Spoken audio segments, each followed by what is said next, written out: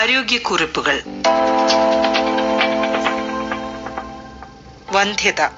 Ayurveda ചികിത്സകയായ doctor Jeena Aravind സംസാരിക്കുന്നു.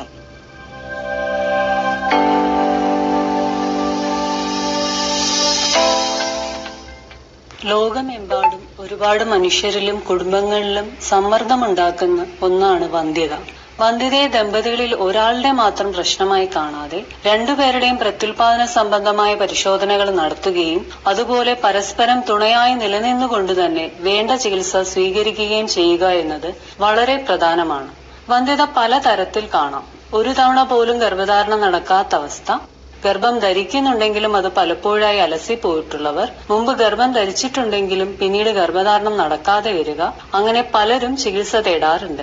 വന്ധ്യതയ്ക്ക് പല കാരണങ്ങളുണ്ട്. ഗർഭാശയ സംബന്ധമായ കാരണങ്ങൾ, അണ്ഡോൽപാദനം സംബന്ധമായ പ്രശ്നങ്ങൾ, അണ്ഡവാഹിനി കുഴലുകൾ സംബന്ധമായത്, പുരുഷന്മാരിലുള്ള ആരോഗ്യ പ്രശ്നങ്ങൾ, ഇവയൊക്കെ കൊണ്ട് വന്ധ്യത ഉണ്ടാകാം. PCOS അഥവാ PMOS ഉള്ളവരിൽ ആർത്തവം സാധാരണ തെറ്റി വരാറുണ്ട്. അണ്ഡോൽപാദനം കൃത്യമായി നടക്കാതെയും ഇരിക്കാം. അത് വന്ധ്യതയ്ക്ക് കാരണമാകുന്നു. അതുപോലെ യോനിയിലോ ഗർഭാശയത്തിലോ ഒന്നും അണുബാധയും നീർക്കെട്ടും ഇല്ലാതെ ഇരിക്കുക എന്നതും സുഗമമായ ഗർഭധാരണത്തിന് അത്യാവശ്യമാണ്.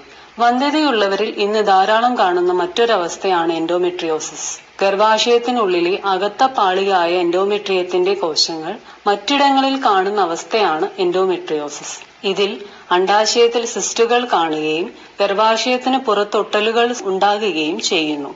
ആർത്തവ ദിവസങ്ങളിലും അതിനു മുമ്പും അടിവയറിലും നടുവിനും കഠിനമായ വേദനയും ഇതിന്റെ ലക്ഷണമായി കാണാം. പ്രായാധിക്യം ഇല്ലാതെ തന്നെ അണ്ഡങ്ങളിലെ എണ്ണം കുറവ് വരുന്ന അവസ്ഥകളും ഇന്ന് കൂടുതലാണ്. അതുപോലെ ഗർഭധാരണത്തിന് തയ്യാറെടുക്കുമ്പോൾ അമിതവണ്ണം, പ്രമേഹം, തൈറോയിഡ് പ്രശ്നങ്ങൾ ഇവയും ശ്രദ്ധിക്കേണ്ട കാര്യങ്ങളാണ്.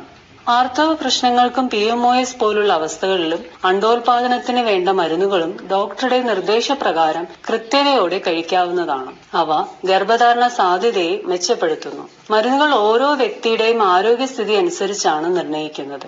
എൻഡോമെട്രിയോസിലാകട്ടെ ഓരോ അവസ്ഥയും അനുസരിച്ച് ചികിത്സ തീരുമാനിക്കുന്നു. അത് വേദനയും സിസ്റ്റും മറ്റു ബുദ്ധിമുട്ടുകളും കുറയ്ക്കാനും സഹായിക്കുന്നു. അമിതവണ്ണമുള്ളവരിൽ ഗർഭധാരണത്തിന് മുൻപേ തന്നെ വണ്ണം കുറയ്ക്കാനും, തൂക്കം വളരെ കുറഞ്ഞവരാണെങ്കിൽ അത് കൂട്ടാനും വേണ്ട നിർദ്ദേശങ്ങൾ സ്വീകരിക്കുക. ഔഷധം പോലെ തന്നെ പ്രാധാന്യം കൊടുക്കുന്നതാണ് ആരോഗ്യകരമായ ചിന്തയും ഭക്ഷണ രീതിയും ജീവിതശൈലിയും. പ്രത്യേകിച്ചും PMOS പോലുള്ളവയിൽ വ്യക്തിയുടെ ശരീരബലം അനുസരിച്ചുള്ള ചിട്ടയായ വ്യായാമം, കൃത്യമായ ഔഷധ സേവ, അതല്ലെങ്കിൽ രോഗസ്ഥിതി അനുസരിച്ച് വസ്തി അല്ലെങ്കിൽ വമനം പോലെയുള്ള ചികിത്സയും ചെയ്യാവുന്നതാണ്. പുരുഷന്മാരിലാകട്ടെ ജനിതക പ്രശ്നങ്ങൾ, അണുബാധ, ഘടനാപരമായ പ്രശ്നങ്ങൾ തുടങ്ങിയവ വന്ധ്യതയ്ക്ക് കാരണമാകുന്നു. സെമിനനാലിസ് തുടങ്ങിയ പരിശോധനകൾ നടത്തി ദഹന വ്യവസ്ഥയും പൊതുവിലുള്ള ആരോഗ്യസ്ഥിതിയും കൂടി കണക്കിലെടുത്താണ് പുരുഷന്മാരിൽ ചികിത്സ നൽകുന്നത്. കൃത്യമായ ഔഷധ സേവയും വിരേചനം, വസ്തി തുടങ്ങിയ ചികിത്സകളും ആരോഗ്യസ്ഥിതി അനുസരിച്ച് ചെയ്യാവുന്നതാണ്. പുകവലി, മദ്യപാനം തുടങ്ങിയവ ഒഴിവാക്കേണ്ടതാണ്. ദമ്പതികൾ ഇരുവരും വ്യക്തിശുചിത്വം പാലിക്കണം. വിശപ്പിനനുസരിച്ച് അതാത് സമയങ്ങളിൽ ഓരോരുത്തരുടെയും ദഹന വ്യവസ്ഥയ്ക്ക് ഉതകുന്ന ഭക്ഷണം കഴിക്കാനും ശ്രദ്ധിക്കണം. ആവശ്യാനുസരണം തിളപ്പിച്ചാറ്റിയ വെള്ളം കുടിക്കുക. മലമൂത്ര വിസർജനത്തിന് തോന്നുമ്പോൾ അത് തടഞ്ഞു വെക്കാതെയും ഇരിക്കുക. എരിവും വറുത്തതും പൊരിച്ചതുമായ ഭക്ഷണ പദാർത്ഥങ്ങൾ നന്നായി കുറയ്ക്കുക. നടത്തം, യോഗ, ശ്വസന വ്യായാമങ്ങൾ ഒക്കെ ശീലമാക്കുക.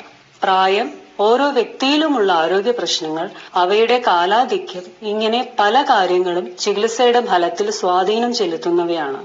ഗർഭധാരണം വൈകുന്ന സാഹചര്യങ്ങളിൽ ദമ്പതികൾ ആയുർവേദത്തിന്റെ പ്രയോജനം ഉൾക്കൊണ്ട് തന്നെ ആയുർവേദ ഡോക്ടറുടെ കൃത്യമായ നിർദ്ദേശത്തോടുകൂടി വൈകാതെ വേണ്ട ചികിത്സ ചെയ്യാൻ ശ്രദ്ധിക്കുക.